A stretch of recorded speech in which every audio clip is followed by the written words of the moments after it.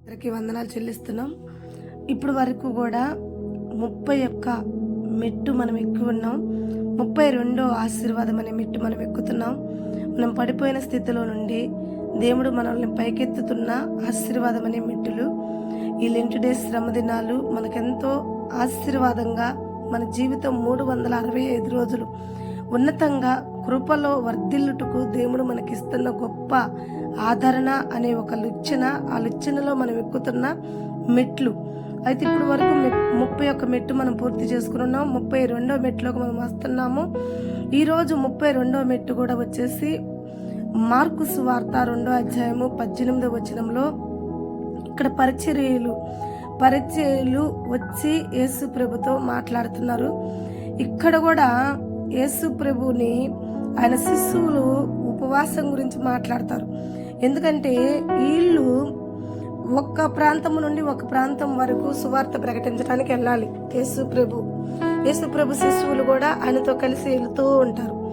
వెళుతున్నప్పుడు వాళ్ళకి సమయానికి టైం టు టైము భోజనం దొరకటం చాలా కష్టంగా ఉంటుంది. అయితే వాళ్ళు తరచూ ఏం చేస్తుంటారంటే పొలాల్లో కూడా నడుస్తుంటారు. ఇప్పుడైతే హైవేలున్నాయి, రోడ్లున్నాయి, చక్కగా వాహనాలున్నాయి. అయితే అప్పుడు అవన్నీ ఏం లేవు. వాళ్ళు ఏమైనా కాలు బాటను నడవాలి.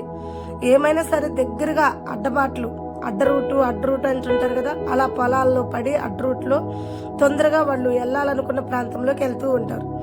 ఇలా వెళుతున్న క్రమంలో ఆయన ప్రభు ఒక శిశువులు ఏం చేస్తారంటే, వాళ్ళు వెళ్ళేది పొలాల్లో గుండె కాబట్టి ఆ పొలాల్లో వెళ్తున్నప్పుడు మొక్కజొన్న కండ్లు, జొన్నలు, చాలా కండెలు వాళ్ళకి కనపడుతుంటాయి. పొలాల్లో విస్తారమైన పంట వాళ్ళకి కనపడుతున్నప్పుడు వాళ్ళు చాలా దూరం నుంచి ప్రయాణం చేస్తూ అలసిపోతూ ఆకలికి ఉంటారు. కాబట్టి వాళ్ళు ఏం చేస్తారంటే, ఎట్టా పొలంలో ఉండే కాబట్టి వెళ్తుంది. వాళ్ళు వెళ్ళేటప్పుడు వాళ్ళకి ఎదురుపడ్డ పంట ఏదైతే ఉంటుందో, జొన్న కావచ్చు, మొక్కజొన్న కావచ్చు, లేదా ఏదైనా సొద్ద కంకులు కావచ్చు, ఏవైనా సరే ఇలా కనపడ్డప్పుడు ఏం చేస్తారంటే వాళ్ళు ఇరుచుకుని అవి తింటూ కొంత ఆకలి తీర్చుకుంటూ వెళ్తూ ఉంటారు. అయితే ఇలా ఒక పొలంలో గుండా వాళ్ళు వెళ్ళేటప్పుడు వాళ్ళు కొన్ని కండెలు తుంచుకుని ఆ కండెలు తింటూ వెళ్తూ ఉన్నప్పుడు చూసేదను ఈ పరిచయులు మొదలుకే యేసు ప్రభు మీద ఎప్పుడెప్పుడు నేరాలు మోపాలి, ఎప్పుడెప్పుడు నిందలు మోపాలి అన్నట్టు చూస్తూ ఉంటారు. కాబట్టి అలా చూస్తూ ఉండాలి అని చెప్పి వీళ్ళు ఏం చేస్తుంటారు, ఇరుసుకుంటూ ఎప్పుడైతే తింటున్నారో అప్పుడు వాళ్ళని ఫాలో అవుతూ ఉంటారు. ఫాలో అవుతూ ఉండేదని ఒకసారి ఒక సందర్భంలో యేసు ప్రభుని అవమానించాలని, ఆయన ఎక్కిరించాలని, ఆయన శిశువులను బట్టి ఆయన ఒక ఇలువ తీయాలని, వాళ్ళే ఆయన బలము, ఆయనకు బలహీనత అవ్వాలని చెప్పేసి నిలబెట్టేదను. అయ్యా, బాప్టిస్ట్నిచ్చే యోహాను శిశువులను చూసాము, వాళ్ళు చాలా క్రమంగా ఉన్నారు, వాళ్ళు తరచూ ఉపవాసాలు చేస్తుంటారు, వాళ్ళు ఇలా పంటల మీదుగా వెళ్తున్నప్పుడు, ఇలా పొలాల్లో కూడా వెళ్తున్నప్పుడు వాళ్ళు చేతులు చాపి ఎక్కడ ఏవి కూడా తినంగా మేము చూడలేదు. మరి నీ శిశువులు ఎందుకు పొలాల్లో నడవటం మొదలు పెట్టారంటే చక్కగా వాళ్ళకి దొరికినట్టు తుంచుకుని చక్కగా తింటూ వస్తున్నారని చెప్పి ఆయన్ని చాలా ఎక్కిరించాలని, అవమానపరచాలని, ఈ కారణం చేత ఆయన్ని తప్పు పట్టాలని చెప్పి చూస్తారు. చూసినప్పుడు యేసయ్య సమస్తం తెలిసిన దేవుడు, సర్వోన్నతుడు, ఆయన మీద నేరం మోపే అవకాశం మనందరికి ఎవరికి లేదు.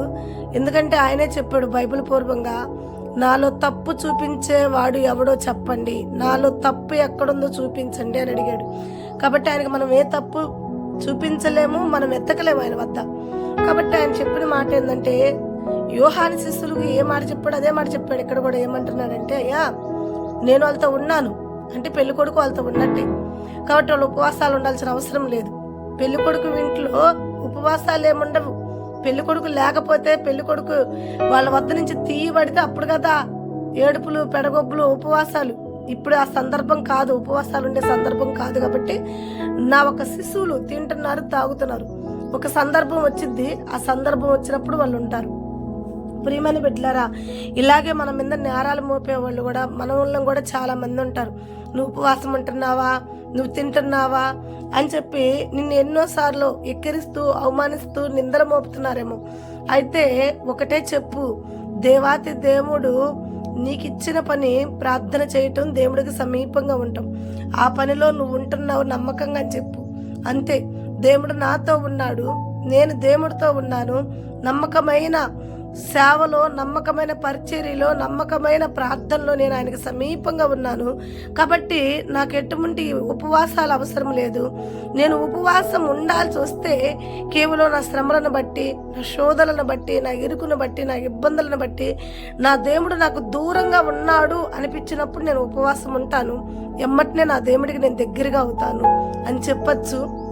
అప్పుడు శత్రువుని నేనేం చేయలేడు, ఏ శోధన నీ మీదకి రాదు. కాబట్టి ప్రియమైన బిడ్డలారా, ఈ మెట్టు, ఈ 32వ మెట్టు మనకి ఏ విధంగా ఉపయోగపడుతుంది అంటే, మన మీద నేరాలు మోపేవాళ్ళు మనల్ని అబ్జర్వ్ చేస్తూ ఉంటారు, మన క్రియలని, మన పద్ధతులని, మన క్రమాన్ని. కాబట్టి వాళ్ళ నుండి చాలా జాగ్రత్తగా ఉండాలి. యేసు ప్రభు లాంటి వాడే ఎలా మెలకువ కలిగి ఉన్నాడో మనము కూడా మెలకువ కలిగి ఉందాము. అప్పుడు వాళ్ళకి సమాధానం చెప్పగలిగిన స్థానంలో దేవుడు మనల్ని కూడా ఉంచునుగాక. ఆమేన్. దేవుడి మాటలు దీవించి ఆశీర్వదించునుగాక. మన వాక్యం మీ అందరికీ కనుక నచ్చితే ఈ యూట్యూబ్ ఛానల్ బేతేలు ప్రార్థనా మందిరం, ఈ ఒక మినిస్ట్రీ యూట్యూబ్ ఛానల్లో వాక్యం కనుక మీకు నచ్చితే మరి దయచేసి ఈ వాక్యాన్ని లైక్ చేయండి. ముఖ్యంగా ఈ ఛానల్ని సబ్స్క్రైబ్ చేసుకోండి.